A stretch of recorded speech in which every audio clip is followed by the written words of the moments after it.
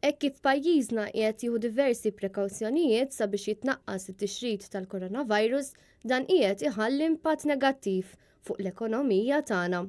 Il-Gvern huwa fid-dover li jagħmel dak kollu possibbli sabiex il-poplu ma jerfax il-piż tal-konsegwenzi waħdu. Fi stqarrija maħruġa mill-kelliem tal-Oppożizzjoni dwar l-enerġija u l-immaniġġjar tal-ilma David Aġus, mill-kelliem tal-Oppożizzjoni dwar it-Turiżmu Robert Arrigo u mill-kelliem tal-Oppożizzjoni dwar is-self-employed, in-negozji żgħar, l-kooperattivi, l-bidja u s-sajt Edwin Vassallo, il-Partit Nazzjonalista qed jipproponi li għax-xahar ta' Marzu u April it-tariffi tad-dawl u l-ilma jitnaqqsu b'50%.